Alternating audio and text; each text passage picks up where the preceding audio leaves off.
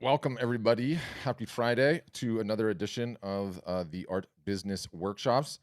And let's get into the agenda for today's call. First, my name is Patrick. I run the marketing department here at Art Storefronts. Been doing that for going on 6 years now. Um, and why do I bring that up? That's 6 years hardcore digital marketing in the trenches on trying to solve the problem that is selling art and photography both online and off and growing a successful art and photography business. In addition to that, we have 57, 5,800 or something somewhere around there, 5,500 maybe customers at Art Storefronts now, and I get to intimately look at their data. So I study really quite closely the ones that are doing really, really well, the ones that are capturing the most emails, the most leads, the ones that are selling the most, who's selling the most originals, who's selling the most commissions, who's selling the most prints, who's selling the most metal prints, who's selling the most acrylic. What does their operation look like? How much are they selling offline versus online? What traffic sources, who's leveraging Facebook the best. So it gives me sort of a unique set of insight into what is actually causing art or photography to sell in the crazy post-pandemic world that we're living in right now. In addition to that, I run about 3 of these sessions a week, and sometimes internally with our own customers as well.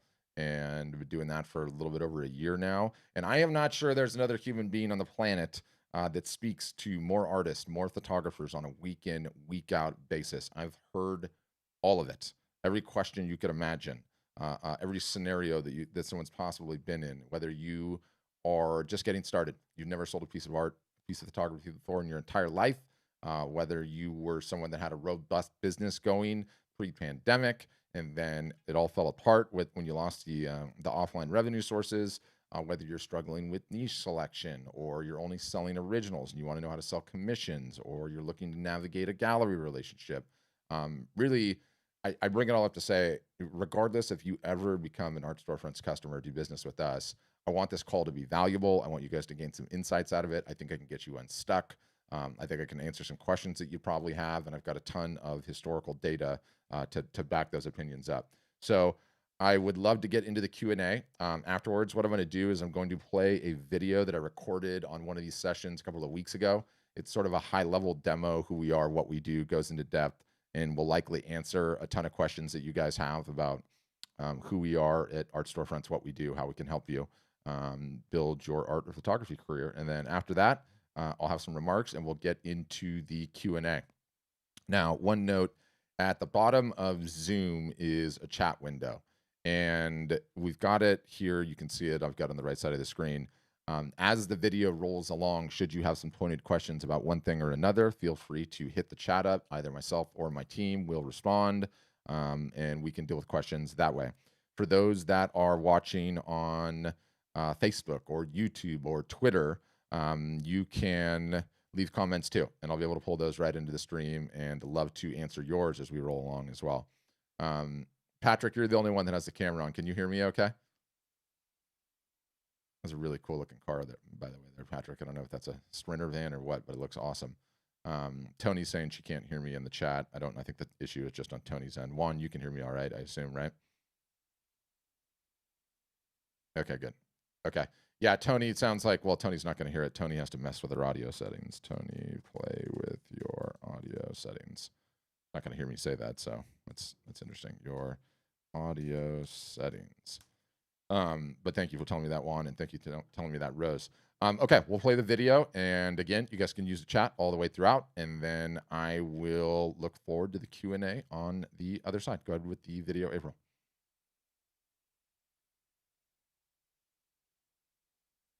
This is the homepage I'm talking about that we just recently redid, and I think it does a really good job articulating sort of who we are, what we do at a very high level. And if you scroll down the page, there's a bunch of videos and me explaining a whole bunch of things, everything that we do from top to bottom. But our tagline, which states everything that you need to start, run, and grow a successful art business, really does sum up what we do.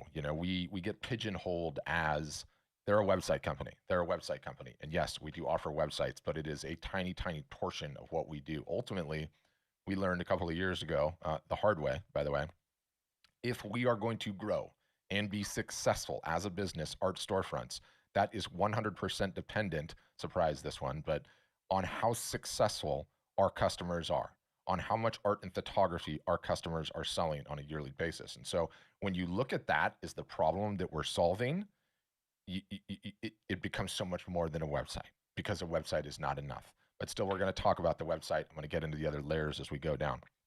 So it does indeed all start with the website. I will pull one up because it'll make it more interactive. And, you know, anyone that's been attempting to sell art or photography for any period of time, and I'll use Bono today, they know one thing conclusively: selling art in an e-commerce capacity digitally online is not like selling other items. It's not like selling swim fins or ladies' handbags or electric scooters or bicycles or anything else, right? Buying art, okay, and buying art online is A, an extremely visual process, and B, an extremely friction filled process. And what do I mean by friction? I mean, friction is all of the various different things, okay, that will prevent a visitor to your website from turning into a buyer, okay? And so, really, everything that we do with our software is attempt to solve for this friction, okay? To solve for the friction, to solve for how important the visual aspects are towards selling art and photography online.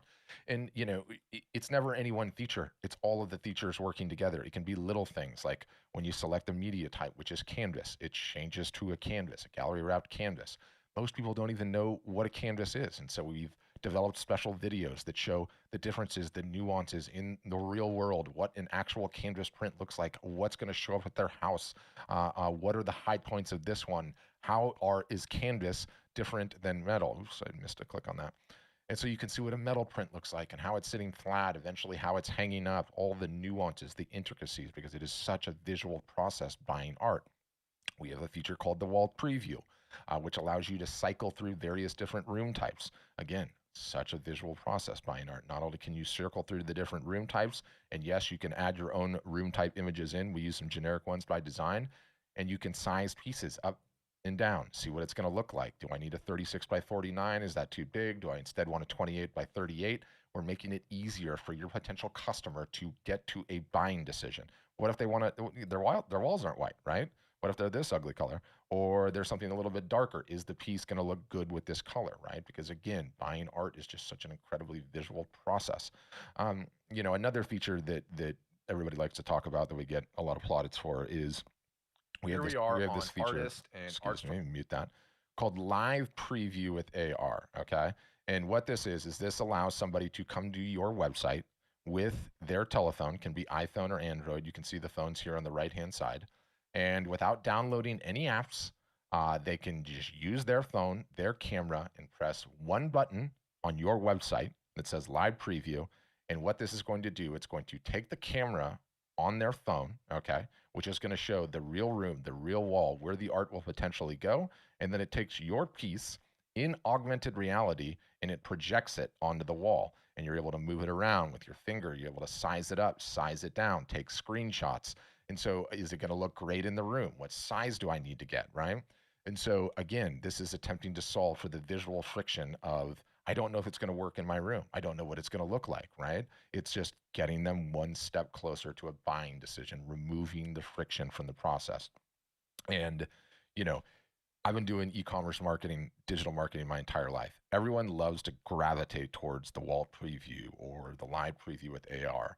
But the reality is when you do this for any period of time, it's not about one individual feature. It's about all the features working in conjunction, and you never know which one's going to end up. If we think of a sports analogy like a basketball team, it's how many players you have on the court that can contribute, right, to eventually scoring that basket.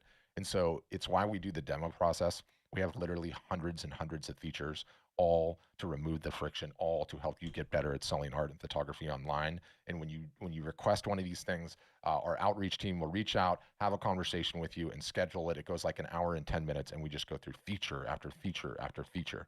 So it's not about any one of them; it's about all of them working in conjunction. Independent of that, let's keep working down the page. So we also have a ton of back-end software. It turns out running an art business, art photography business, there's a ton of individual little nuance and things that can slow you down. Okay, things like uploading an image and how many images do you have to upload to your web page for all the various different media sizes and types you have. It's very helpful to be able to just upload one, have all the sizes auto-populate for you, and tell you exactly what you can sell. Things like markups. How do you set markups? Can you do it globally? Can you do it per media type, right? And so no one likes to talk about the back end features, but we have a slew of those as well, all there to make your life easier, to give you time back, okay? Um, let's talk about our fulfillment. And we love talking about this. This is in our company DNA pretty significantly, but I'll pull up a website. So we're on Bill Stidham's site.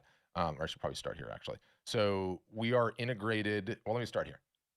You can have it any which way you like. If you're an artist that just does originals and you get orders, obviously you're going to be responsible for fulfilling the originals because you have them. If you're an artist that has a local printer or a photographer that has a local printer, you really like using your printer, you can use your printer. The orders come in, you send the order to your printer. We call that self-fulfillment, no problem. What we recommend our customers do, though, is integrate with one of our print partners, and I'll get into the reasons why. But we've got Graphic Dimensions on the East Coast, we've got Bay Photo on the West Coast, we've got Print Partner for our customers in Canada, and then we just recently integrated with a company called Guten that handles the merchandise, and I'll get into that in a second. How does it work? You sign up, you get your site set up, which usually takes 14 days or less. You click a button. It says, I want to integrate with this print partner. An order comes into the website. The printer gets paid. You get paid. The order gets printed. The order gets boxed. Your logo goes on the side of the box. Boom, it ships to the customer. You touch absolutely nothing. There's nothing you have to touch, nothing you have to do. All happens automatically. And again, it's to give you back that amount of time. And, you know, no one has time in today's day and age to be dealing with the admin, okay? Any time that you spend on the admin, by which I mean sending the order to your local printer, uh, uh, checking on the proof, sending tracking numbers, did it ship, any of that correspondence, all of that, if you're spending your time on that, is time you are not spending on your biggest problem, which is your marketing. So we really believe like streamlining sort of this drop shipping, print on demand, automated fulfillment is a very, very wise decision if you want to create successful artists and photographers. Now, just recently, this was probably what, like a month before Christmas, maybe, we integrated with a company called Guten. And what it allows our customers to do is sell merchandise of a myriad of different kinds. Hoodies, iPhone cases, tank tops.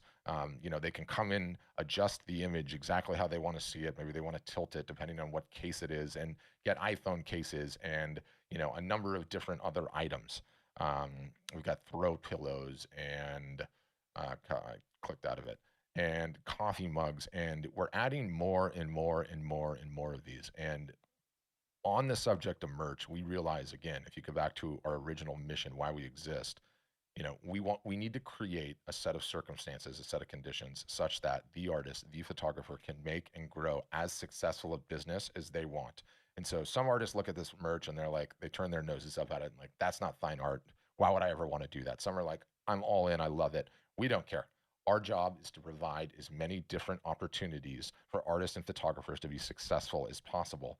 And we've been totally blown away by how much of this stuff actually, believe it or not, sells.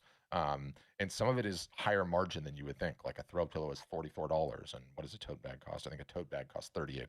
So sell it or not, you have every opportunity imaginable available to you. If you want to have it all, in kind of like Bill does here on his site, where you have your fine art media types across the top, and then you have the merch all in one product page. Great. If you want to have individual items in the store, you want to have your artwork fine, and then you just want to have a line of phone cases.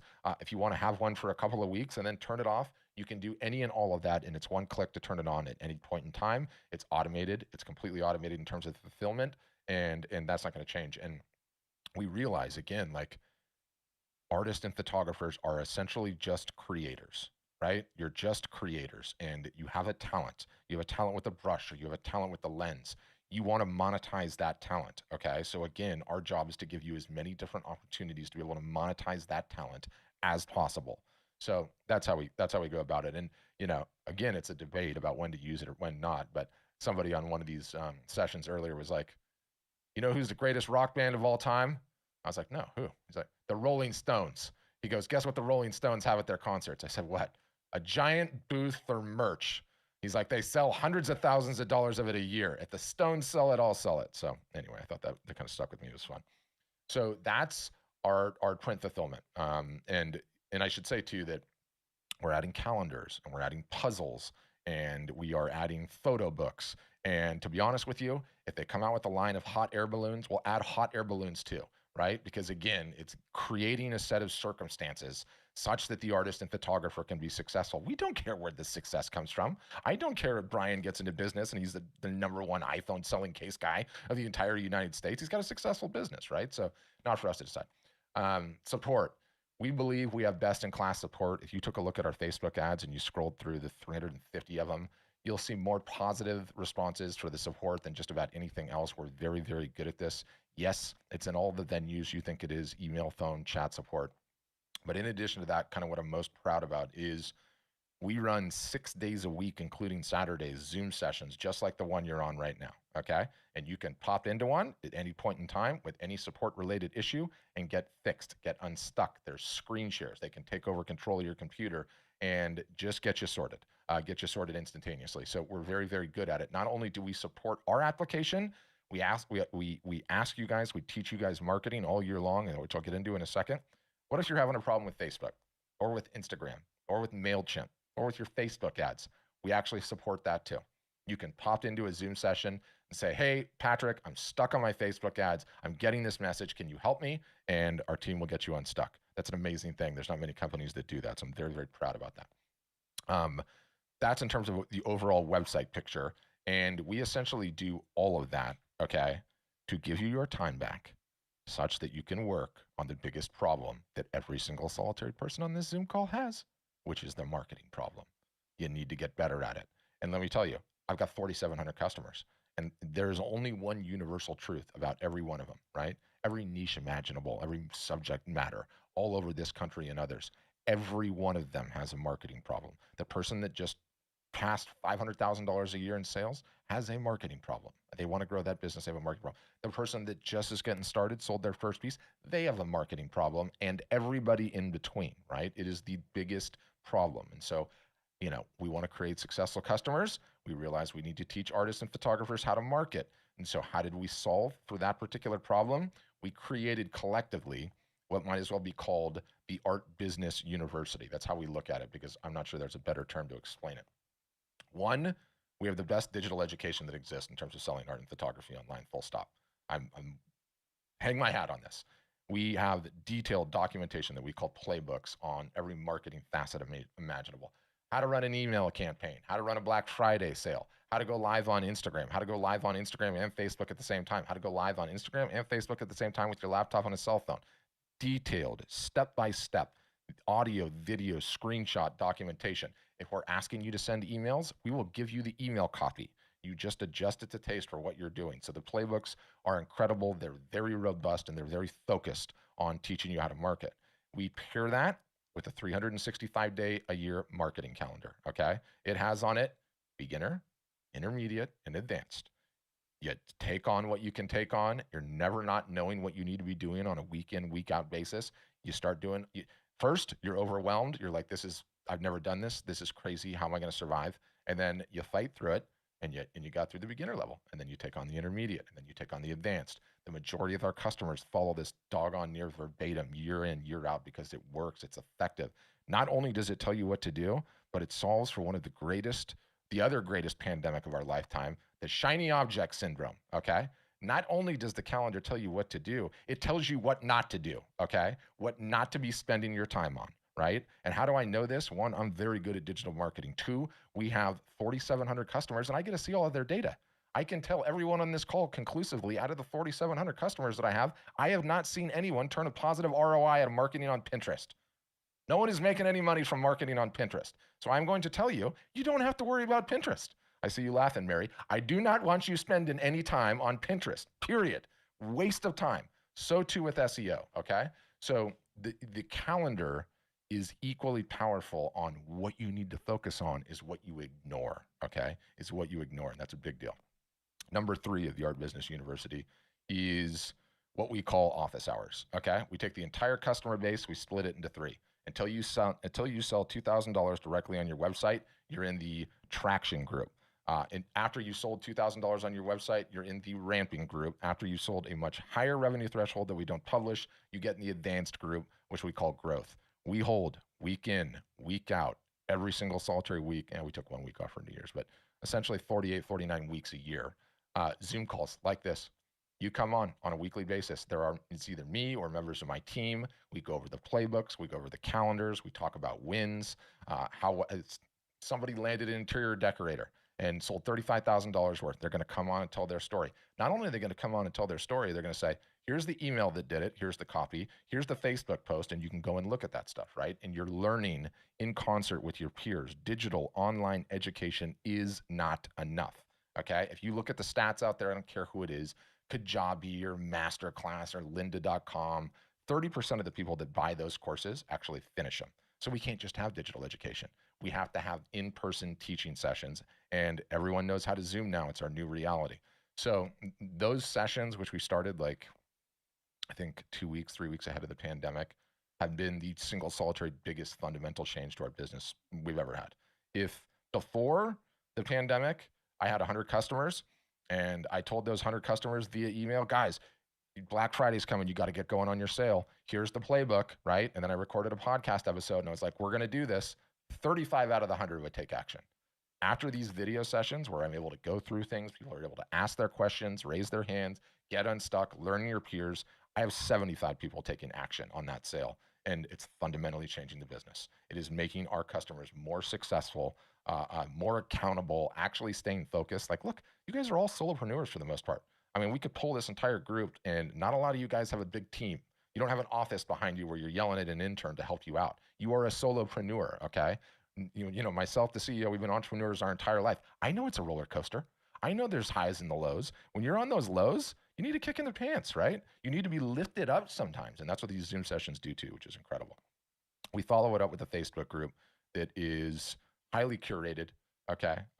There's no trolls. There's no nonsense in there, right? You've seen some of the other groups out there online and how ridiculous it gets in those things.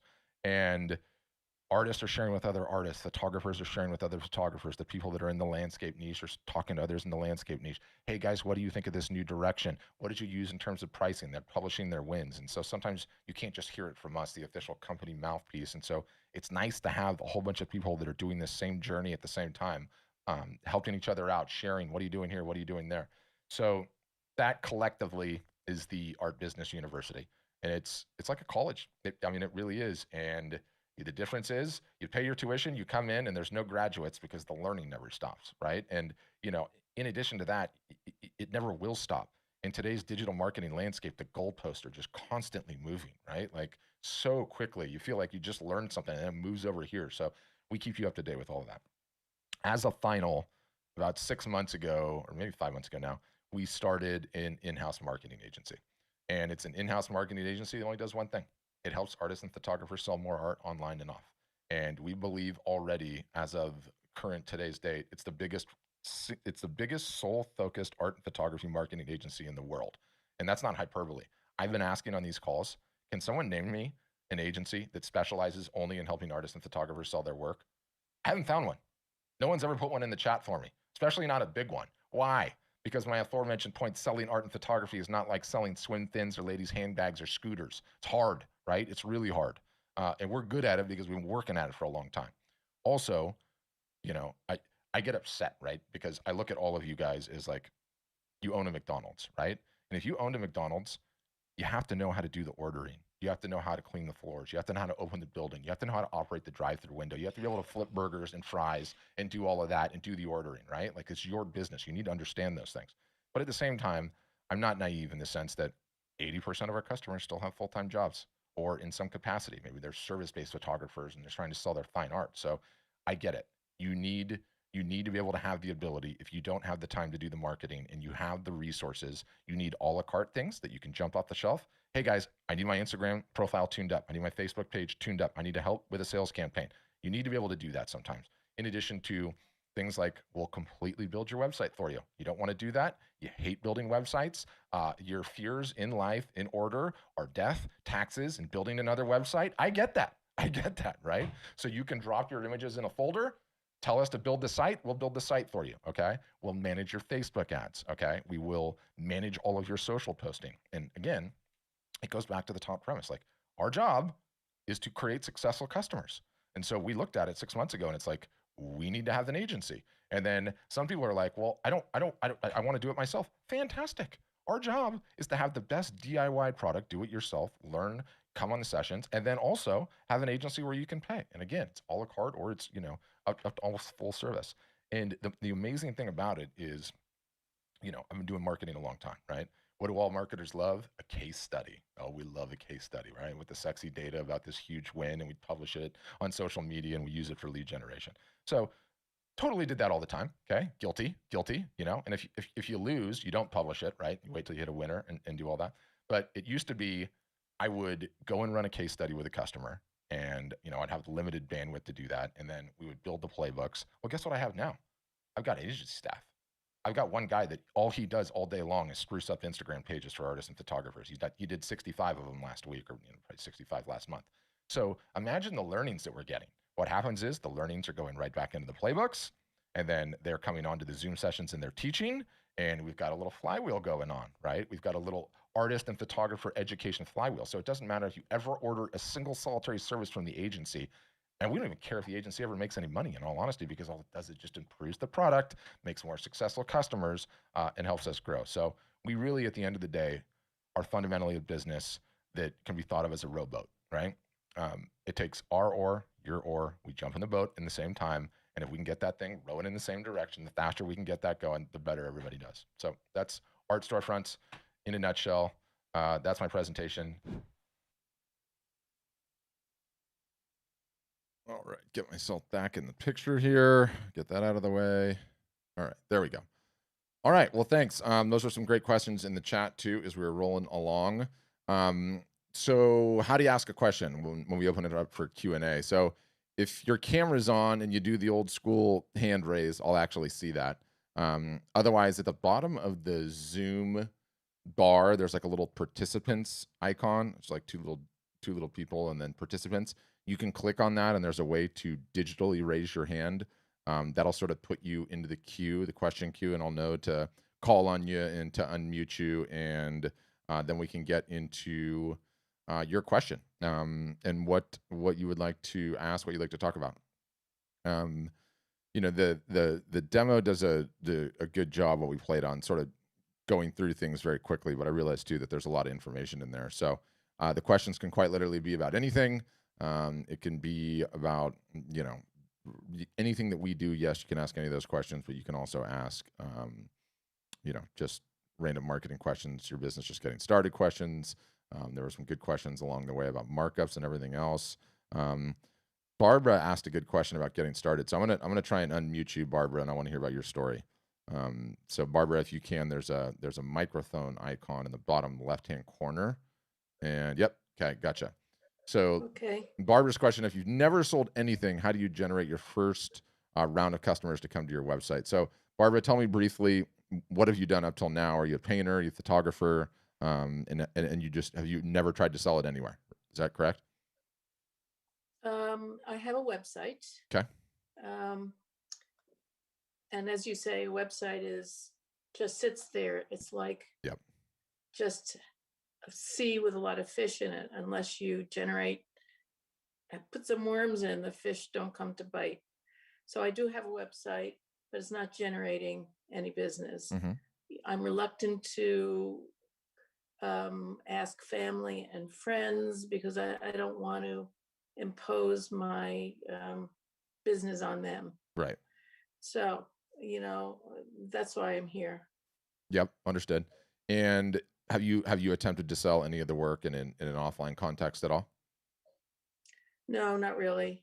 Okay. I mean, I've been in galleries in just a group exhibit so far, but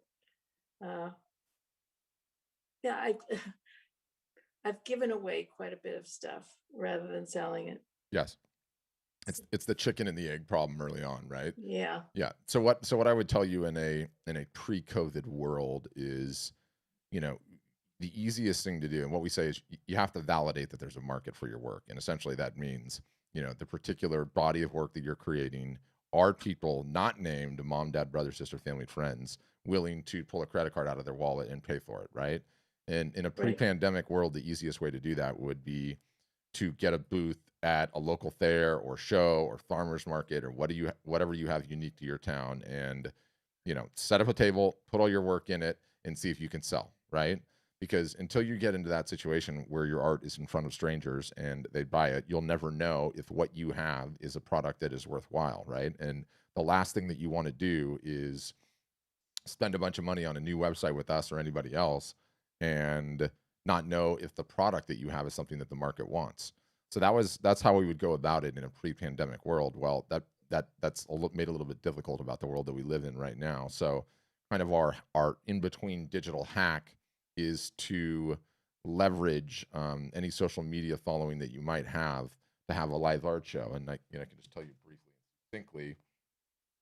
Hey guys, it's Barbara, and I'm attempting to launch my fine art career. And so I have a couple of pieces here that I'd like to show you. I've got this one, which is, my green screen is going to make it look a little weird, by the way, which is, a 24 by 12 canvas, gallery wrapped, ready to go. Something like this would normally sell for $550, but because I'm trying to launch my website, trying to launch this business, I'll take $200. If anyone wants it, let me know. You can PayPal, Venmo, send me a check, and then just kind of go through your collection that way. Right? And show it off like that.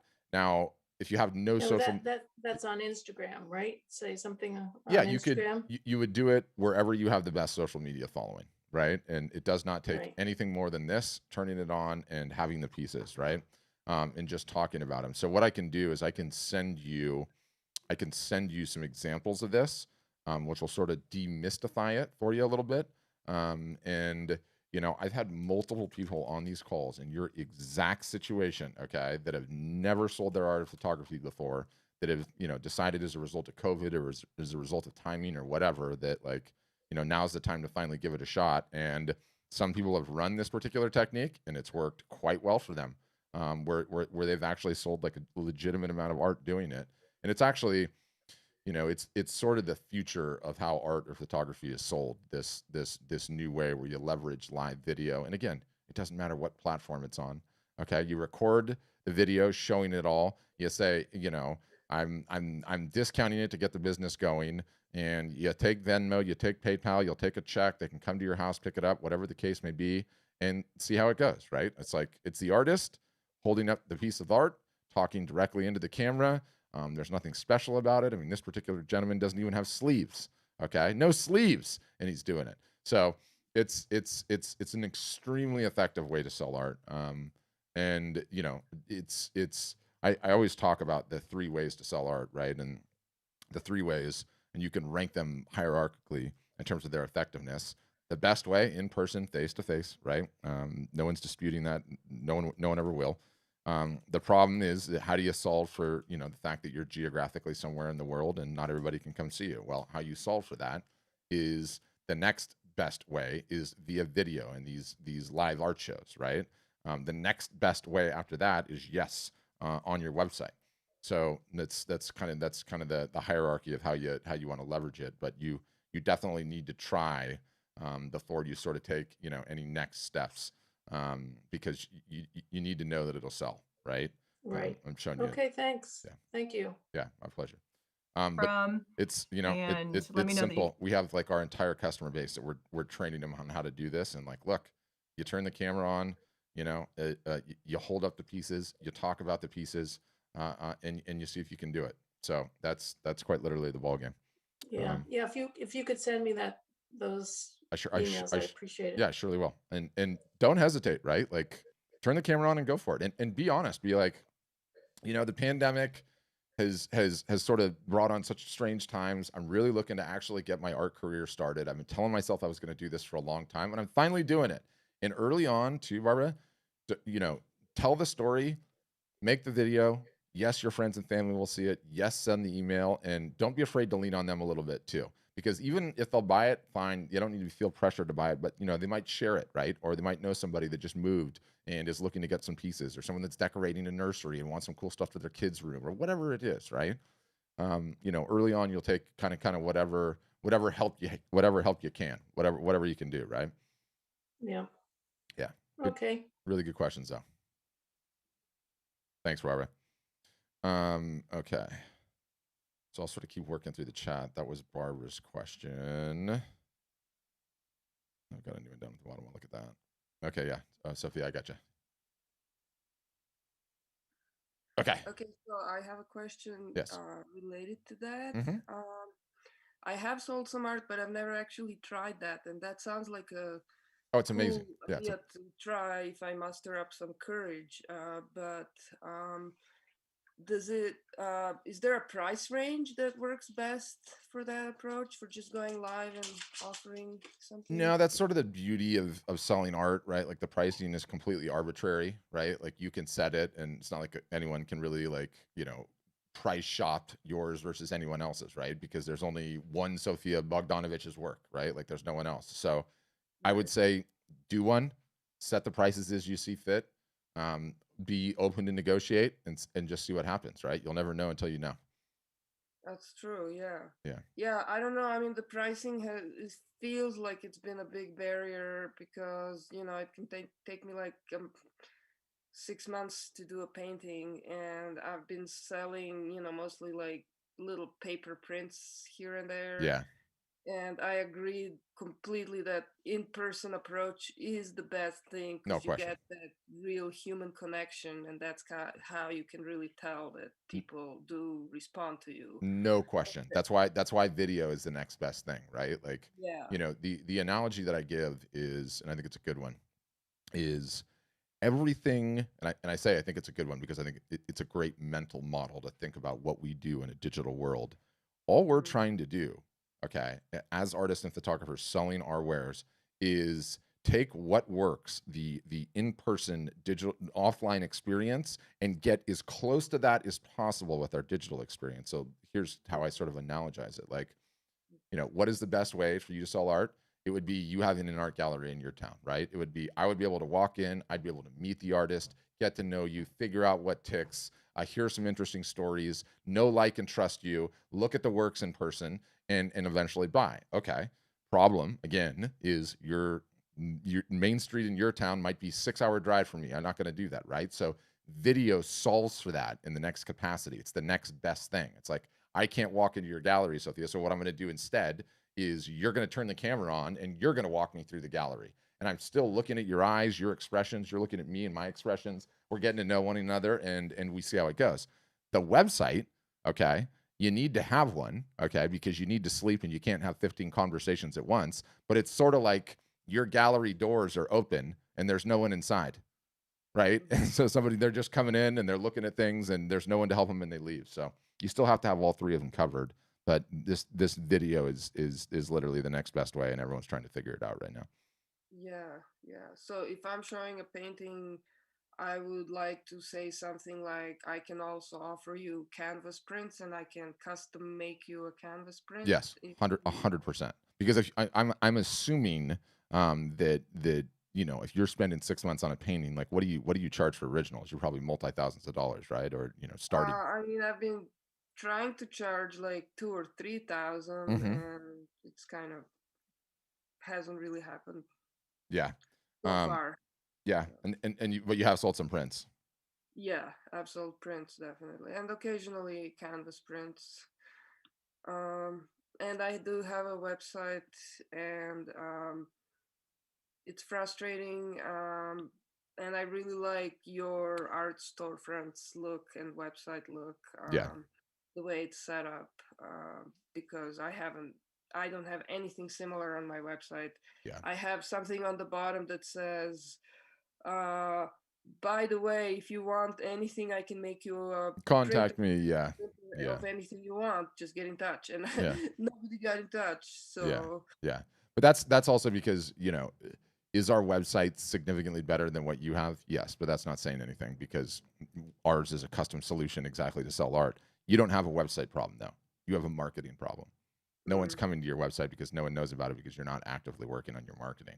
And so, is the website that we offer you awesome? Yes, it is. Will it become awesome? Yes, it will. But guess what? You've got to do some marketing. So really what we offer is we teach you to market all year long. And that's the most important thing. It's the secret sauce of the entire thing.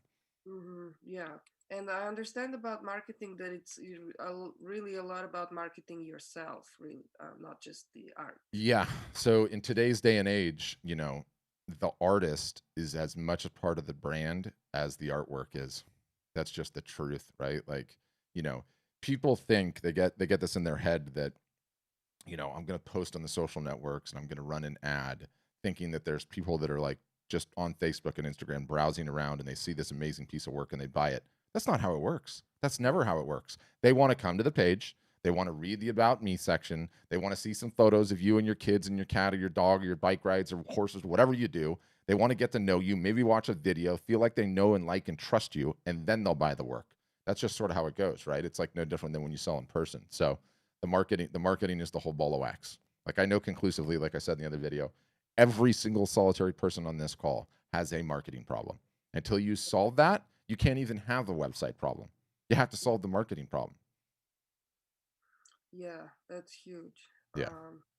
That's why I asked about, or I think I said something about consistency, which is really the key, because Is the so key. far I get into periods of time where I'll market myself a lot and I Hmm. get inspired to do that, and then it hasn't yielded that much result, and then I kind of Yeah, back because no to one it. no one ever told you the perspective. No one ever properly taught you the perspective. And so to your point, you get really motivated, you get inspired, you market really hard for 3 months, you don't get the results that you were after, and then you quit for the next year and a half, and then until the cycle repeats. And that's so destructive. Marketing is absolutely about consistency. It's like if you're trying to climb a mountain and you're stopping every 10 minutes, you never build up any momentum, right? You have to Mm, get the momentum going and you have to keep that body moving. And it's to be honest with you, it is less, okay, about the number of hours you spend on it a week, and more important, about spending 52 weeks a year doing it. The consistency is the whole entire ball game. And so, you know, to your point, one of the things that we find is that we can't just teach our customers to market. We have to hold their feet to the fire to make so that they're accountable for putting in the work week in and week out. Okay. And you know, in the very beginning, and it's rough, right? Because you've been doing art likely your entire life. You're probably at the top of your craft right now, and it's difficult when you get later in life at the top of your craft to be told you have to go start something from scratch. But guess what? You've got to start something from scratch. You've never marketed consistently. You don't have an email list. You don't have a large following, and until you get that, you're not going to have a large amount of sales. So once you learn that those are the rules, you just start in on it. You start grinding. The first year sucks because you're in the trenches. You know, it's really hard the first year. There's no getting around it, right? But you grind, and then also, you know, you're going through this with a whole other group of people, okay, that are all doing the same thing, and you're seeing these people week in and week out if you're attending the Zoom sessions, and everybody's struggling together, right? But it's much better to go through it as a cohort than it is in isolation. It's too hard. You need, like, all of you guys are solopreneurs, right? We know this. You don't have interns. You don't have an office full of people, the camaraderie to get it all going. You need some encouragement. So it's a large part of what we do. It's a large part. And Rose, by the way, in the chat is saying your art is completely beautiful. So oh, wow, thank you. yeah, Oh, cool. Wow, thank you so much yeah, for you should. finding it. Yeah, you should post your website so we can check it out. And Oh, am I okay. saying it right? Is it Sophia or Sophia? My name is Sophia, yeah. And Sophia. my website is studiospacetime.com. Okay. Yeah. Put it in there so everyone can check it out in Okay, the chat. thank you so much, Patrick. Yeah, it's my pleasure. You gotta sort the marketing problem. And this is the fun thing about my little. I feel I'm quite pleased with myself. And then Patrick, Mark, you guys will be next. Where I've got this like little fancy way to pull in websites. I feel like it makes these calls like way more interactive, which is kind of cool. So there we go. Wow, those are super detailed. Yeah.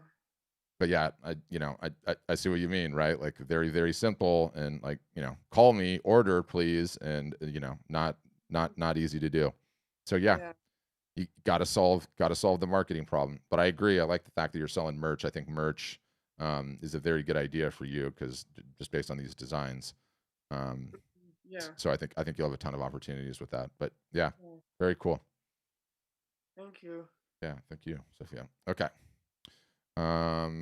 Next up is Patrick. You're up next. You'll have to unmute Patrick, bottom left-hand corner. I'll let you know when you get it. I got it. Yeah, gotcha. Were you in the car earlier? Yes, I was. What was that car? Looked awesome on the inside. That was just a Toyota Highlander. Really? It looked like super spacey from the inside. So I was like, whoa. Maybe My just the wife way was you had running your some thumb. errands. My wife had to run some errands, and she's just got out of the hospital, so I had to drive her around. Gotcha. So I got a little uptight because I said, I want to get back by 2. And of course, we didn't make it. So I said, I'll just turn my phone on and see what happened. Nice. So sure enough, there you were. Nice. But I just wanted to get back to Sophia's question about pricing. Mm-hmm. I know a few juried artists, which I am not. Yes. But I know a few, and they go by this on their original canvas acrylic paintings. They go by the square inch. Mm-hmm. So see if you got a 20 by 30, 600 square inches. They get anywhere from I say 350 to 650 a square inch. Now I tried that, but I'm down there around $1 a square inch, and that seemed to be to me to bring it into my level a little bit more reasonable. So it gave me something to go by as far as price. And my stuff isn't really exotic. It's mostly what I see is what I paint. I'm not too good at coming with stuff from out of my head. Mm-hmm. I think I sent Nate some pictures of my stuff. I don't know if you guys got it or not, but anyways, it's a square inch thing as far as prices. As far as the juried artists around this neck of the woods, that seems to be what they're doing. Yeah, I mean, I've been through so many different artists in different countries at different media types, and I've seen literally the gambit, such that I don't think that there's like baseline calculations that you can do and the like. But you know what it is ultimately at the end of the day? It is the price that gets someone to pull that credit card out of their wallet and slide it. Okay, and I always quote Picasso on this one. And so somebody was talking to Picasso, interviewing him, this Hungarian photographer, who is also an artist doing drawings, and asking for advice. And Picasso's like, early on, my work did not command high prices, but you know what? It all sold. Your work has to get out into the world. And what I love from the takeaway is like, it's got to move. Okay, you guys are in a business where you need cash flow, so the work needs to sell. And if you're lowering the price, and you're not hitting a price point that you're comfortable with, that might mean you need to change the subject material, because whatever you're working on is just not something that the market wants, right? And that's part of the discovery process of being an artist. Further, I cannot begin to tell you how many people I know who are juried artists who don't sell a damn thing, okay? Right. There is no button on the ATM machine that says juried artist that you can press that spits out dollars, right? Only the ones that are selling. And, I've seen some that charge crazy out of control prices that don't make any sense at all, and they pull it off. And I've seen others that do smaller prices but do huge volume. And, there's guidelines, right? There's guidelines about certain things, about markups and about the media types and everything else. But one thing that I'm just blown away the more I learn about this industry. I'll give you a Thor example, okay? I'm a digital marketing guy. I would preach until the cows come home, okay, about how important your social media following are and what those numbers look like, right? We have a person on the platform that has 1 million followers on Instagram. No joke, 1 million followers. We have a gal on the platform that has 5,200 followers on Instagram, okay? The gal with the 5,200 followers runs a sale the same time he does, and she gets 5x the results that he does. 5x, okay? How do you explain that, right? That and the point is that the deeper I get in, the more data I dive into and I look, it's like everyone just sort of has their own thing going on, and they're completely different, and all of it varies. As a general rule of thumb, the more email addresses you have, the bigger the business it is. The more Instagram and Facebook followers you have, the bigger the business could be. But it's not absolute. It's just not absolute. Like, everyone has these different scenarios. So that's sort of what I would say. But the work has got to go. It's got to move. If it's not moving, we got a problem, right? I think that Picasso line is so smart. Right. The other thing I was going to say is I've been trying like crazy to find a niche of the things that people like. Now, I've sold a few things to people that I don't know. Okay. I'm saying to myself, now that I've listened to you guys, I'm saying to myself, well, why don't I just keep doing that kind of stuff? Because people that I don't even know have bought that. And of course, I've sold a lot of stuff to people I do know, not a lot, but some stuff. And of course, like everybody else, I give a lot away because they ask for this and that. Yeah. I know them, and here you go, kind of thing, you know. So to find what people like, to me, is also very important. I mean, you can paint paintings all day long, and if it's not a subject matter that interests anybody, then it's kind of a waste of time. But if you are coming across painting something that somebody likes, the painter, the artist, also has to like it, or else it won't come out very, very, very well. Yeah. So Yeah. it's pretty So tricky. so we go back to the Picasso example, right? And a lot of times what I see is I see artists that get very entrenched on painting just what they want to paint and what makes them happy, and not taking into account trying different styles and trying different things. But all of you guys, what you're trying to do at the end of the day is you're trying to hit the bullseye with an arrow, right? Get a sale. And a lot of times what an artist will do is they'll shoot an arrow, which is that particular style of work, and it won't hit the bullseye, and they'll wait a little while, and then they'll shoot another arrow. What I'm saying is, when you're early on, you're trying to figure these things out. It comes down to how many arrows you fired, right? How many different things you tried and tested. And I go back to Picasso again. Picasso, when he died, apparently he had some weird morbid thing where he refused to talk about a will at all. So he never made a will at all. He just wouldn't do it because it whatever. 45,000 pieces is inventory when he died. 45,000 works his heirs had to squabble over at the end of it. And the point is, that guy was firing arrows all the time. Was all of them a home run? Absolutely not. But he just kept working and working and working, trying to move what he could. It is through that exploration that you come up with a concept that actually really, truly does work, right? You just have to be cognizant enough to say, I'm going to work on some stuff. Did it work? Is it selling? No. Yeah. Try something new, right? Like, you can still tick the box being inspired and doing something that you want to do with commercial sales and earning from your craft, right? So that's, we teach a lot of that, to be honest with you. And one of the things, like the advice that I was giving to, was it Rose no, it was Barbara at the very beginning, is the thing that's terrifying are the people that they sign up and they say, oh yes, I've sold a ton of my work before, but they're lying, they haven't, right? And what they're thinking in their mind is like, the way that I'm going to sell is I'm going to build this website, I'm going to go through all this work, and I'm going to do this.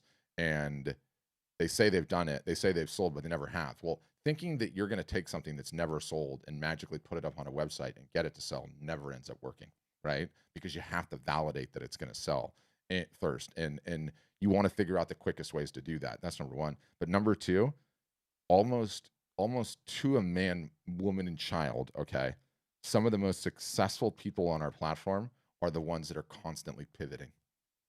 They're doing great at a particular style, and then they go and they try something new. And then they're doing great at that style, and they try something new, and it just becomes a natural part of their creative process. And inevitably, like in the Picasso example, they arrive at some hits along the way, right? And they just get better and better and better. But yeah, this is one heck of an interesting business, Patrick. Let me just say that. Well, so far since I've been listening to you guys, I've been impressed. Just I mean, a world of information, a universe of information, quite a lot. And I'm at the point now where it's like, can I absorb all of this? Oh, I know. Probably not. No, but that's I'm working on it. Yeah, but that's the whole thing. It's like, we realize, one, I appreciate you saying that. Two, there's not a lot of people that have been working exclusively trying to solve this problem for as long as we have. So you do that long enough, you have enough reps and sets, you learn enough lessons, you see the success, you reverse engineer it, you get better and better. So that part's awesome. But we realize too, every artist and photographer has a marketing problem. Everyone's learned to paint or learned to photograph and been gone to art school and learned about the masters, or gone to photography school, or learned as a result of jobs. No one ever taught how to actually grow a business. No one ever taught how to actually make a living from your craft. And so ultimately, that's what we are. We're a graduate university that teaches artists and photographers how to build a sustainable business. That's it. And guess what? That's a process. That's a process, right? Like it takes years and years and years of working on your marketing and knowing what to do. And ultimately, that's our secret sauce. That's what we're the best at. Like, we are constantly, I mean, especially right now. Like I'll give you, I'll give you the for instance, like why I love this job so much and why I enjoy it so much. So early on, I show you this one, right? We figured out, and this was, when did this thing run? June 9th. Okay. So in this case, this guy ran 2 of these sales. Okay. He calls them the basement sale. And there was one here, and where's the other one? I got to find it. It's YouTube. And that's like number 4, number 5. Anyway, the larger point is, and I'll put this one on because it's kind of fun to watch, and I'll talk about it in a second. We learned, oh, you're not seeing it. Hold on. We learned early on that this is like an incredible thing. So in this guy's case, you guys weren't looking at the screen, so I'll go back. He ran 2 sales, okay, over the course of 15 days, live art shows, selling art like this. And he sold, I think, 64 or 65 pieces for $30,000 Canadian, okay? Very, very good. Like incredible results. Disaster to have to go and ship it all. So once we saw that, I'm like, okay, this is a big deal. This is the future of how to sell art. What's next? Okay, what's next is I have to go do it again and prove the results again, okay? So again, Meg here, rewind this thing. So she ran this cell. She was literally moving from one studio to another. And so she had a bunch of like excess inventory that she needed to clear out. Okay. And she sold in this particular show, I think she had 82 pieces in it. And I think she sold somewhere 70 or 78 of them. And that was $15,000 in revenue. So do you know what I'm doing now? Myself, my team are going to go and run 50 of these with our customers. 50. We will run 50 of them, and I will pick up more and more and more. We will pick up more and more and more each and every time. And then what do? We teach our customers how to do it. And then what do? We offer a system such that we support our customers in it. Like, you guys look at these things and you glance at them quickly and you're like, hey, that looks really easy. And it is, but there's also some serious tradecraft to it. Like I'll give you, for instance here, and I don't even care, I'll give it away. So this gentleman, Matthew Locke is his name. He's a painter in Laval in Canada. You can see he's got earbuds in. So the earbuds are connected to his iPhone, which is filming him, which takes the stream live to Instagram. We're then using software that's outputting what you can see, these little titles in his logo, and that's going to YouTube, his personal Facebook page, and his business page. You can see that he's got numbers down here.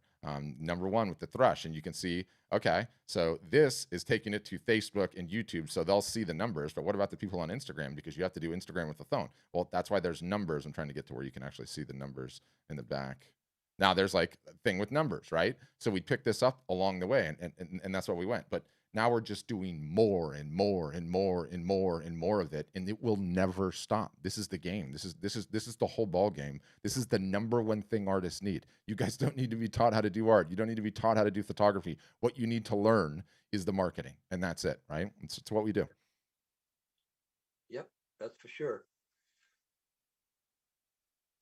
Very good. Thank you very much for the info. Yeah, my pleasure. And congrats on getting the wife out of the hospital. I hope everything went okay there, huh?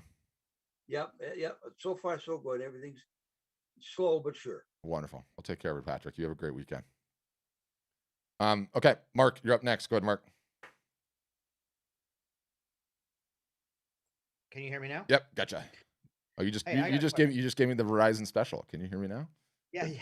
All right. Yeah. So I just joined Art Storefronts today. Oh, again. Congrats. Welcome aboard. And, I have a question though. I have my Fine Art America, which I'm not going to touch because it is giving me an income stream, and I'm going to leave that as is.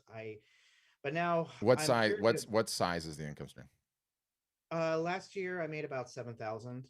Okay. I netted about 7,000. I mean, not enough to live on, but I guess I've realized that people are willing to buy my stuff. So, and you've heard me rant on that, like what my rationale is on it, right? Like what I don't like, and I'm trying to Google your name right now and seeing if the first event that comes up, you have sort of a common name, so there's probably a bunch of other names. Actually, Mark Andrew Thomas is my pseudonym, which I still haven't decided how I'm going to go with that. Okay, so let's just see, because this will be Mark Andrew Thomas.com. Oh, good. So your official website comes up first, then your Instagram, then Facebook. Wow, I don't even see Fine Art America on the. Oh, so it's like result number. I'm sorry, I'm not sharing the screen. That's rude of me. Sorry, hold on. The reason I bring this up, you guys, is like, one, I've never met a revenue source that I don't like. Okay, if you have a revenue source that's working, fantastic. Now Mark just signed up with us, and he's got this revenue source, and now we know it's $7,000.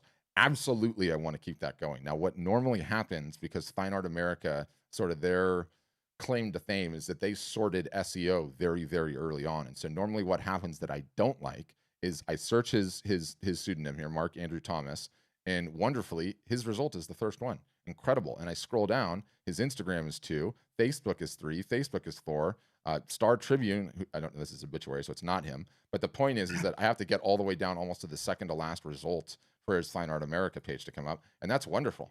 If that's the case, do not touch this thing in the slightest. That is the absolutely perfect example. Let this thing keep cranking and keep going. And by the way, we need to talk about everything Disney when you get inside. I'm not talking with you about that here, but you have a friend I'm going to introduce you to.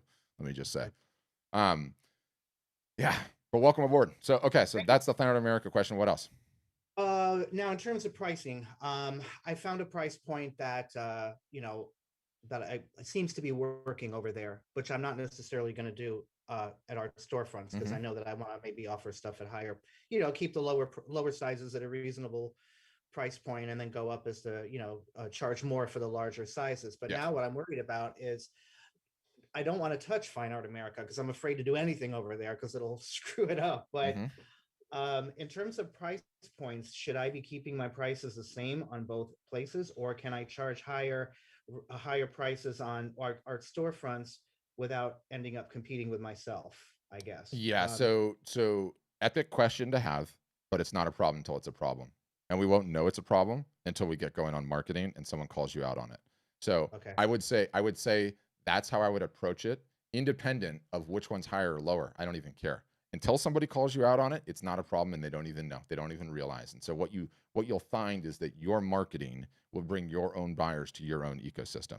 Fine Art America, the value that it provides for you is they've got their own buyers in their own ecosystem. My guess is that people are not popping in and out of the other. Your prices on your website, I would almost say, I want to be higher than Fine Art America, but I also recommend big markups, because so much of what we do and we're going to teach you is normal marketing, sale.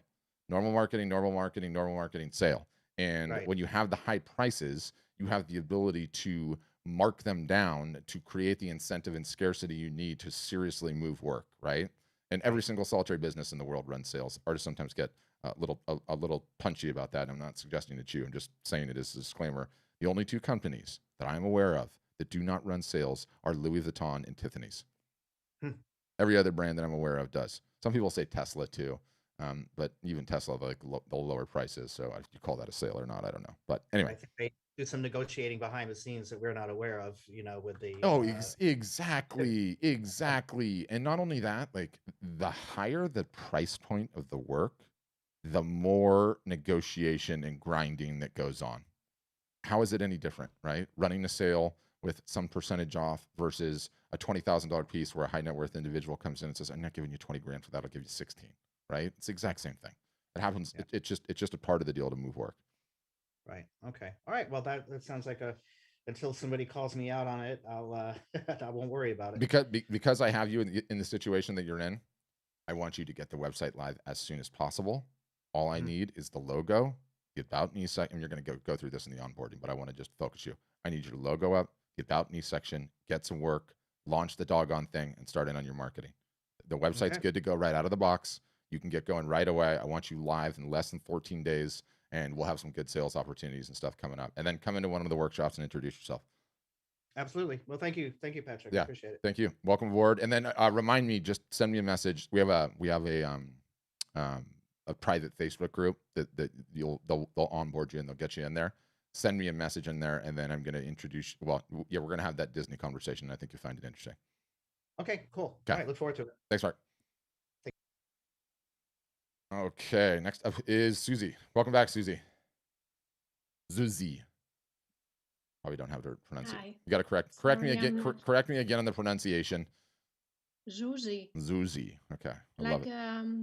Think about Zsa Zsa Gabor. ZH. ZH. Zuzi. Okay, I love it.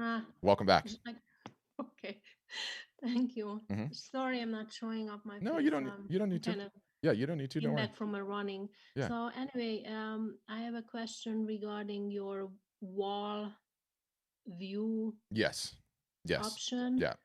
I went through couple of them, I mean all of them, Mm-hmm. and I would like to know, do you guys planning to update this inventory? Yeah. Because I'm gonna be honest with you, it's some of them are a bit outdated. Some of them. I think all of them are outdated. Oh, thank you. I was gonna be polite. Oh, please. No, you don't have to pull any punches with me. So they're sort of outdated, and I'm getting a site up so I can show you guys. We'll go full screen here. So she's talking about the background images for what we call our wall preview tool. And I'll grab Joe Strummer. I don't know who Joe Strummer is. And so the rationale for us on this is we sort of did it on purpose. And so she's talking about the room backgrounds, like it's sort of a dated couch, sort of a dated office, sort of a dated bedroom, sort of a dated nursery, sort of a dated conference room, right? And the rationale for this is we don't want the focus on anything but the art, okay? And we find that it works well for us. That being said, you can upload any image you want here. You can customize every single solitary one. So if you want to go full high-end designer status, you can just change them to like whatever image you want. And you can just pull whatever image you want down from the internet, boom, put it up and do it. But for us, it's just it's a focus issue. We want this stuff to be so dated and not even enter into the mind and just look at the art and look see what it's going to look like in the room, right? So that's sort of our rationale for it. Ooh, that's ugly. Try to get a better color here. It's not a good color either, but okay, you get the picture. But does that make sense, Susie? I think she muted herself. You have to unmute yourself again, Susie. Sorry. Yeah, it's okay. I understand what you're saying, but the specific artwork that I want to create is it's important because it's all about for customers the visual age to picture it. Mm-hmm. So you're saying that I can take any picture. So your software program letting me to take any exactly royalty-free stock photos, and I can upload it, and it would I have the tool to kind of resizing it over there. Yes, and I'm looking. Okay, got it. If I stick have with that me for option, then it's perfect. Yeah, and stick with me for a second. I'm trying to find this guy. Hold on. I think this kid, and he's a customer. He's become a really good friend. I think this kid is sort of the master of exactly what Susie's trying to do. Okay, and what is the name? I can't see. I'll send you a link after the fact. And so, okay, this guy, under no circumstances, okay, will he let his work and anything he shares or shows be shown in anything less than $1 million house. Like at the end of the day, he's like super diligent about it. And I don't know how he handles the wall preview. But let me see if I can get his Instagram. Like he's very, very intentional about only showing his stuff in like prestigious locations, prestigious homes. And he's got a gallery, so that's a gallery. But let me just scroll down. You know what I mean? Like never does he not show his work in something like that high end of a home, right? Like just looking that's perfect. My plan. Yeah, and he does incredibly well with it. I mean, this kid is like 25 years old and he's already in the very mid six figures. So the local hotel where he is, like he just outfitted the entire hotel. But you can play it as you see fit, right? It could be any of these images in there. You just kind of need to pick some ones. And once you sign up, if you do, Susie, there's some other people that have already attempted to solve this, and so they probably already have images that'll work and get the whole thing done. But yeah. Okay, so that's all I need to know. If your program letting me to upload the images, then it's good. Yeah, sure. It sure does. Okay. The second thing is we talked about embellishing artwork, Mm-hmm. but first I have to create it. What is the discount for artists to order print? And I do my own little work and then photographing and then uploading it and then selling the prints or selling the original. What discount do you offer? You'd have to, when you request a demo, ask them that. Number one, like I know the way that our pricing works is if you walked off the street to a normal printer, like you get better prices than just coming off the street automatically because we have group, bulk buying power. But in addition to that, we're constantly running sales. So we get the print houses to agree to do like 10 or 15 or 25% off. And you can order things at that particular point in time. But you're talking about doing embellished prints, right? So for those, you just, you know, you just order them when the orders come in, and then you paint them, right? Or paint on top of them or whatever. No, actually, it's do you do? more complicated. Ah. It's a photograph that I do halfway and manipulating it in Photoshop, and I would like to print it out, send it back to me, and then I do my own work on it, then photograph it and uploading it. Is that make sense? I'm kind of complicating it, maybe. Yeah, you're overthinking it a little bit. It all the problems are easily solvable. Let's just put it that way. Yeah, I just would like, okay, I will talk to the person who I'm communicating already. Right. So those are my two questions, Verso. Thank you. Yeah. Thank you, ZZ. And Rose is asking a great question. Rose is saying, like, I constantly reference both Matthew and Meg, and that's only because, one, they're like really good friends, and you know, they've okayed me showing off everything, and I don't like showing off a whole bunch of the other customers because, one, I haven't asked their permission. Two, we haven't gone through as many case studies with them, but there's a whole bunch of other ones. I mean, I just showed you another one, Rose, that's, you know, Jonah, who's wildly successful on the platform as well. There's a whole bunch that are wowing their customers. It's not just one or two. A great way to do it is look at our ads on Facebook, and you'll see a whole bunch of the other ones. But yeah, I'll take that as feedback though, Rose, and I'm working on expanding it out a little bit, which, you know, should be interesting. Okay, good session today, guys. I was enjoying those questions. Any other ones? While we're still going, I'll see if I've missed anything. And yeah, Tori, don't worry, we're gonna send you links to everything after the fact. And make sure April 2 to include a link to Jonah's website so they can check out Jonah and the way he does things. I think it's really, really impressive. We talked about markups. What else? What other questions might you guys have? Might be it. Okay, well, I'll tell you some details about the sale that we're running, and then you know, we can sort of go from there. So we do have a spring special. It does end at the end of the month, I believe. There's some information on it, and you know, we used the demo process, and we can talk about that briefly. The way that it works is if you fill out the form, someone from our team calls you. You have a 10 to 15 minute conversation. You can get all your questions answered, how things are priced, all the different packages, all the details that I don't know. If you like what you hear, fantastic. You schedule the full demo. If you don't want them to ever call you again, they'll never call you again. So if you're considering it, you want more information, always at the end of the month is a great time to get in because, you know, we have a fantastic deal running.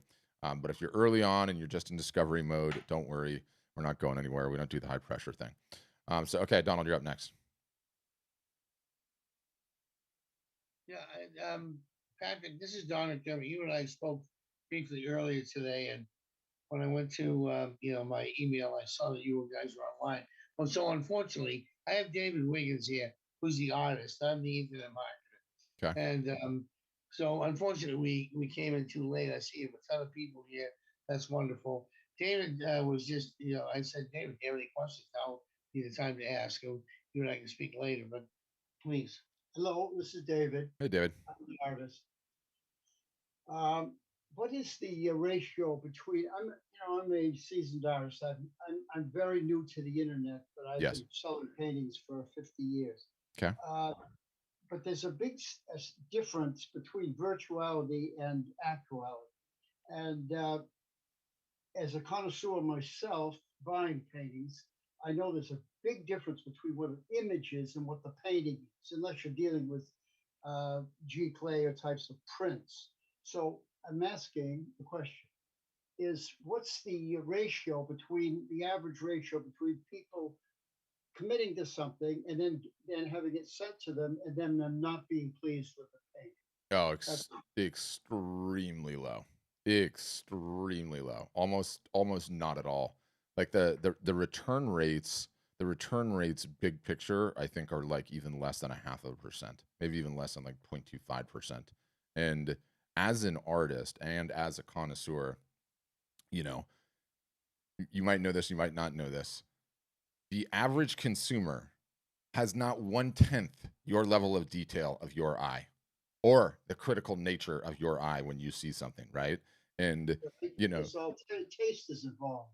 yeah, I mean it's funny, right? Because I get in this situation with there are some people that are like diehard print permanence folks, right? Like the color has got to be exact and the resolution has got to be exact, and they sit there and they spend so much time stressing about that while all the others work on their marketing and they're selling tons and tons and tons. And as long as it looks okay to you and you get a sample print, the quality's fine. There's like the complaints just don't arise in this capacity out of it like in the slightest, in my experience, like in the slightest. um so that's just sort of what we've experienced along the way, right? Like, granted, I've never been involved in commoditizing. This is what this whole business that my friend here is trying to get me involved in is basically commoditizing art. I've worked on the high end and I sell as well, but mhm, we always focus around taste. If yes, somebody doesn't have a certain taste, we're very polite and we say, well, maybe you want to go to the next gallery. hmm It's a great place for reverse psychology when you're talking to a person one on one. This sort of approach has no meaning on the internet that I can see. it does in the live art shows, right? And selling via video, you still have the ability to do that type of subtle push away and everything else. But the whether you employ the push away or not, and I love the push away, I think it's a fantastic way to sell. It's very, very easy in an art gallery context, right? But that was the good old days back in the world when when you were coming up and probably really, really selling well, where the galleries had all the power. That model's crumbling, right? That model's crumbling in today's day Yeah, and but age. I know that's true, but the Yeah. thing is, the galleries also can present an artist in a way that you remember the saying they used to say. I'm just taking devil's advocate. No, I You love it. remember I love it. you remember they used to say that if you represent yourself, if you're a lawyer and you represent yourself, you got a fool for a client. There's a lot to be said about artists representing themselves. Historically, there hasn't been a lot of great artists that were great representing themselves. I would say that almost conclusively, but we also have to qualify that, right? Because I believe what you and I are talking about are 0.5% of the 1%, right? Artists that are selling in galleries well above six figures a year. Is that somewhat accurate? Well, it's a whole show now. I mean, it's as you said, the whole thing is fragmented. Yes. And we all know that. All of us. That's why I'm talking to you, and that's why I've got my friend uh, who knows the internet here with me. Yeah. The old model is fragmented.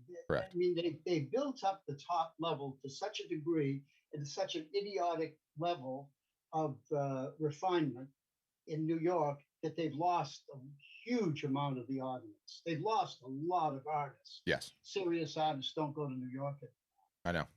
I know. And there's a whole interest going back.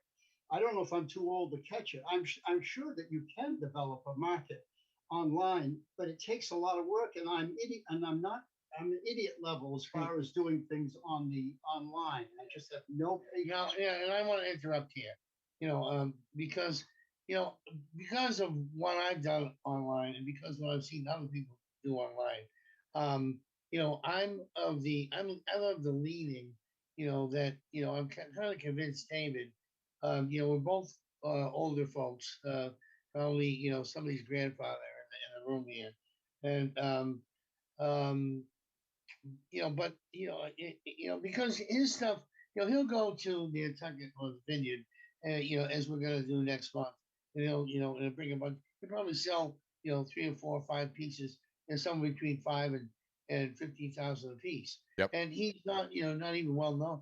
I mean, it's not like his art used to be really wanted. He was an itinerant artist, and it was, at the time that was hot, and things come and go, and he's very aware of that. So, but however, my goal is to use a site like the one that in conjunction with the work that you're doing. I have looked at the May Mayhew's site, by example, Mhm. and to see well, let's get his art out there, and then let's figure some ways of promoting it with YouTube or some other marketing technology that I would know. And my hope is that he's going to still be able to. He's not going to have to offer his work for $800.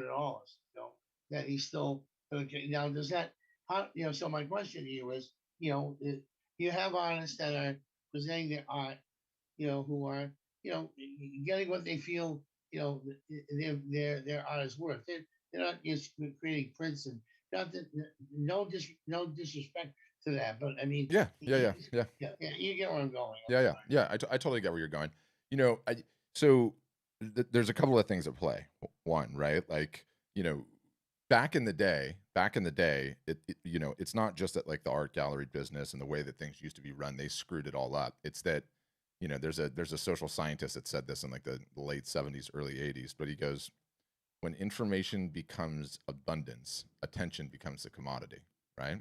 Becomes a scarce commodity. And that's really what it's happened, right? Like in your guys' day, when you were coming up, there were 3 television networks, right? Everyone went everywhere. Contemplate that with today. Not only are there 550 television networks, that doesn't even talk about YouTube or Netflix or any of the rest or cat videos. On one level of marketing, that's good because you can sell yourself as an elite. I've always sold myself in an elite, and that's why I talked about the reverse psychology. When you're not really in a competition at that time, you can actually say to your client, "Well, maybe you want to go somewhere else." Yeah, 100%. They don't even get that today. 100%. All my premise is you have to have the client in the first place to be able to tell them maybe they want to go somewhere else. And to be honest about who I am, I don't know if you understood what Don said. Everything. Yeah, I did. I had a following, quite a large following, but I've had shows in New York and on the islands. I've had a lot of shows, Connecticut. But the style I was working in was hot in the 70s and 80s and even into the 90s, and it died out. And my whole name is associated with a certain style of art, folk art. And it's a kind of it's like jazz. It's got a subculture. And there was a lot of people that, I was hot. People came after me and I didn't have to do a damn thing. I didn't play it well. His ego loved it. Yeah, I didn't play it well. I mean, I did well, and then I lived high, and now it's gone.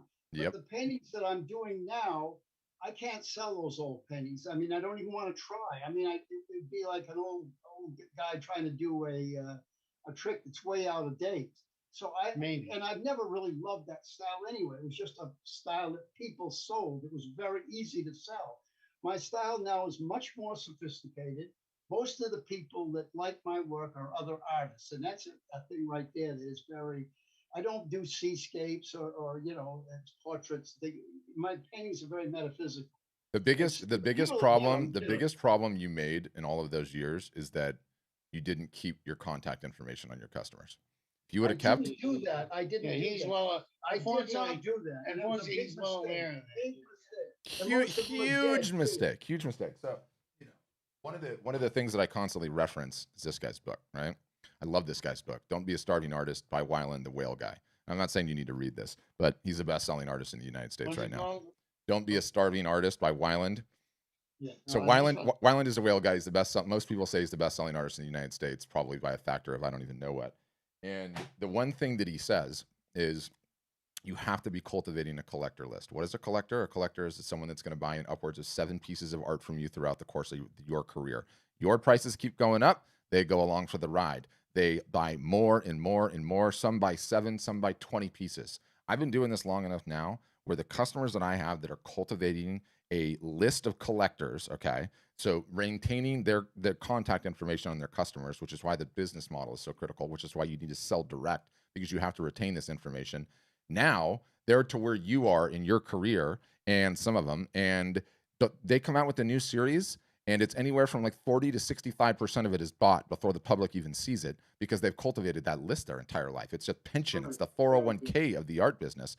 And for guys like you, I feel like such an idiot because I'm like the snot-nosed punk here that's saying you are in your craft the guy that's got the corner office, the executive office, right? And I'm telling you, sadly, you're going to have to go into the mailroom and push the damn mailroom cart around for a couple of years because you did not keep a collector list and you did not take your marketing seriously. He gets it. I get that. Yeah. So now it comes, to take the control for a second. And so, my goal is obviously to, create an infrastructure here where he can begin to, cultivate customers. Maybe we figure out how to do some prints and stuff and send those out. Yeah. But ultimately we're also, finding people who, that 0.2%, who, even less than that. No, that's erroneous. I could speak to that too in a quite clear digital capacity. Everyone thinks that they need to be marketing after high net worth individuals. The fact is, everybody wants to market to the high net worth individuals aside from the 99-cent stores. If everybody's trying to do something, by nature, it is extremely difficult. So the best way to market high net worth individuals, and this will tie into your other pricing question, everyone that markets, all of our followers fall into a bell curve, okay? It is a socioeconomic bell curve. Down at the bottom, you have the lowest socioeconomic stratus. These people are not going to buy anything. They can't afford anything. They'll like and they'll comment and they'll share. But guess what? They're still important because they know the high net worth individuals. Then you have lower middle class, upper middle class, the high net worth individuals. It's just a bell curve. All of our followers are just a bell curve. What everyone tries to do is market to one tiny little part of the bell curve, and that is the dumbest idea ever because it's not the highest ROI of your time, energy, and treasure. What you do is you work at your comprehensive marketing, and the whole bell curve just goes up. And as it goes up, you attract more of absolutely everything. I'm going to give you one example, and then I'm going to pivot to the pricing thing. We have the Facebook group. Gal comes in and said, I just sold $38,000 worth of art to a interior designer. I'm like, that is wonderful. That's incredible. Everyone's asking, how did you do it? Was it a Facebook ad? Was it an email? How did you do it? She goes, actually, the interior designer's daughter has been following me on Instagram for the last 3 years. That is how you target the high net worth individuals. You work on your marketing comprehensively. The problem with your guys' approach, and especially vis-a-vis prints, is if your followers are a bell curve, if we know a rule of business, the easiest customer to get is the one that you already have. And if your price points start at $3,500, there's not a lot of retail stores that make it where $3,500 is the entry level price, right? So you have to have price point variability in your store. And so I like having items in the store. And don't worry about it. I don't care how you go about it. Merch, you're terrified of merch. I don't care. Cheaper prints, fine, cheaper prints. But you need to have price points for all of these various different systems, and it will provide a revenue structure that'll make the business grow quicker, okay? So yes, you need to have some price points at 100, 200, and 300. Yes, we can have the price points at 500, 700. And then the flip side of it is I actually also like having some obnoxious price points too. 30 grand, 50 grand, $125,000, because a true high net worth person buys something like that to let everyone else know that they're truly high net worth. Okay, that's how that game works. It happens all the time. Virtue signaling. That's all it is. Let me interject again. So given my lack of knowledge about art, David thinks I've come a long way, which is an acknowledgement given he's so pompous. I try to get him to smile. How do you help along the way? So we get the storefront, and then we teach you to market all year long. Notwithstanding the fact, if I was on the East Coast, your guys' accents make me laugh so much right now. I'd love to come have a beer with you this Friday. We discuss it, or today and discuss it. But independent of that, or on Mathis, I love Mathis too. You have to learn how to market. That's what we teach you to do all year long. You're going to get the stuff up on the website. I don't care if it's the folk stuff or the newest stuff or what it is. We're going to water ski behind the name. Hopefully, once we start marketing, some of these people will remember the glory days and come on in. But you got to market. You're going to have to market, and you're going to have to do so consistently all year long. And what are the alternatives, right? That gallery model is not coming back. So it's like, I talk to guys like you that are at the peak of your career and shouldn't have to go back into the mailroom. And I said, what is the alternative right now? To sit on the sidelines, to hang up your cleats and call it a day? I don't want to do that. I'd rather start over. I mean, I like business. That's why I was successful. I'm an artist, but I also not one of these artists that hate business. I don't mind working hard for it, but I'm no good with a computer, and I'm no good at organization. I'm good at sales. Once I get the person on the phone, I can sell. But I can't do all this stuff. Everything is driven to the computer. I would get so frustrated and so upset that I would drop it. I haven't even picked it up yet, but I know I'm going to drop it if I don't have somebody to help me in that in between, somebody that can do all of this stuff through the computer that you're talking about. I'll assist them. Yeah. But I need somebody, and Donald, the man next to me, I know can't do that. He's a friend. I haven't paid him a cent for what we've done so far because he hasn't asked for it, and he's a friend. I've helped him in other areas. So there's my big question: how can I get over that? I'll work, but I can't work in the computer. I'm a dyslexic, like a lot of artists are. I can't sequence stuff. The computer completely blows me away. Yeah. I got you. So what I am offering him is that, if I can see a formula and you have, an out, like you just said, you're going to help us market all year long. So there's probably, a calendar of events and ideas. And exactly. things that you have. Yeah, there is. Now, once I understand that, I can transfer that ability to, I outsource all my work. I have people working for me in 3 different revenue streams, and and then I'm getting from Nicaragua and India, and my monthly salary is under $2,000, and I get a lot of work done from that, and so, but it has to be transferable. I can't give something to somebody when they have a 6-month learning curve. It has to be pretty clear. Yeah, you guys know you need to market consistently an entire year. Okay, great, fantastic. We've got that figured out. Somebody's going to have to do that work. Do we have a marketing agency you can pay to do it? Yes, we do. But would it a better situation to probably pay a local kid to do the digital stuff for you? Probably. Everyone figures out a different way to hack it. But your options are: 1, learn it and do the work. I'm not optimistic about that one, boys, based on what I'm hearing. 2, get someone to do the work, for you, right? Or 3, pay an agency to do it. That problem is it ain't gonna come easy. 3 months is not gonna do it. It takes for the first year, it sucks. You're digging trenches. You're building followers. You're building emails. 1 email, 1 follower at a time, and it ain't easy. But it starts getting easier after that. You start building momentum. And yes, the digital marketing is going to be a capacity, is going to be a part of it. So you kind of just have to see how that goes. Can you drive them through the telephone? In other words, is there techniques that you could use that would drive as soon as I'm on the phone, I'm all set? Yeah. So yeah, in your case, we would just encourage phone calls. I mean, I think, better than the phone call is what we're doing right now, right? And what another thing, excuse me, but another thing. Did you hear what he just said, though? No. Let me interrupt you. He said better than a phone. That was important. Better than a phone call is what we're doing right now. So see, all you need to do is learn this skill of getting you attend Zoom meetings. You just don't know there's a technical aspect. I call this a phone call. This is right. Okay. But when somebody can see you and they can see you. All right. That's fine. That's all. That's fine. But the other thing is that it's in my mind. One more thing. Maybe we could get started. I'm also afraid. I'll be very frank. I don't mind working in the mailroom, but the thing is, it's really hard for me to sell good pieces for low money. No one's saying you have to sell good pieces for low money. That's nonsense. You don't have to sell good pieces for low money. Making prints? What about? I know there's a whole world in prints where people love the image. Have prints made of and sell prints. What do you say about that? Yes, I think you should sell prints, but it's more about the price point. No one's saying you have to discount your work in any way, shape, form, matter, or form, right? But yes, there's a big market in prints. People love selling the prints. People love buying the prints. Like, it offers, going back to what I said earlier, it offers a price point that you don't have in your store ordinarily, and you need it, right? You need it. Right. Like, you look at this business for the next 10 years, and you need as many different revenue streams as possible. And if you're telling me your prices start at $3,500 or $5,000 or $10,000, well, you're leaving a whole lot of money on the table just in terms of business. And that's not good. We got to fix that. So yes, we have to get something in your store that's going to satisfy those cheaper price points. Otherwise, you're not going to see the full ROI from the marketing you're going to be doing.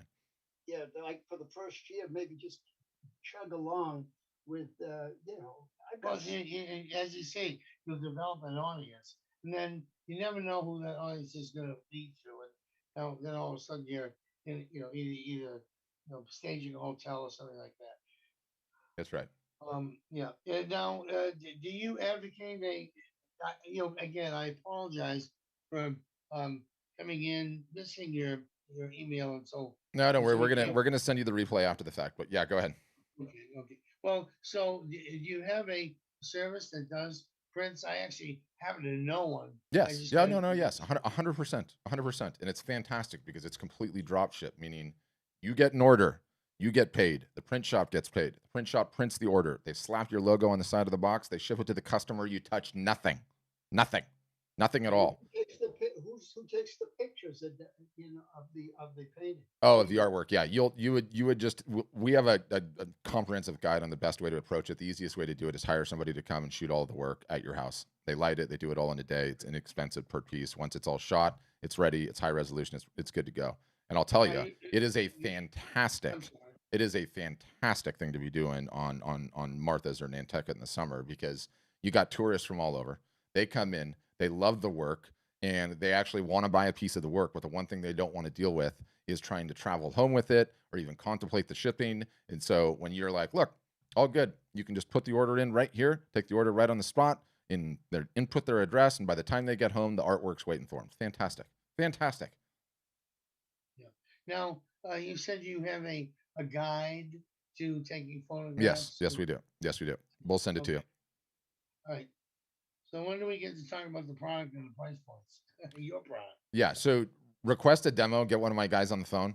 I will. And make sure the two of you are there, and you guys can pepper him with all kinds of questions and everything else. But at the beginning of this session that we ran today, there's some detail on all those things too. But I would just request a demo and get on the phone. You guys are phone guys. Right. But are you guys both from Massachusetts originally, or is it you guys New Yorkers? No, I'm a native to New Hampshire. Native to New Hampshire. I grew up in Boston. Okay, so I got one of them right. I definitely heard some Pack the Cat, Have It, yeah. I grew up in Southie. Yeah, Southie, even better. Wonderful. All right, gents. I would love to see you two on the inside, because I think it would be hilarious. Yeah, you will. Yeah, I appreciate it. Thank you very much. Yeah. And thank all the people who are listening to letting us monopolize your time. No, I think they enjoyed it too. It was funny. You guys have a great weekend, huh? All right, fellas. All right, guys. I think we'll leave it there. Barbara's asking if there's a price range that sells best on Instagram. No, there's no magical price range. It's different from everyone else. Tori, could you white label where you run your products for a customer?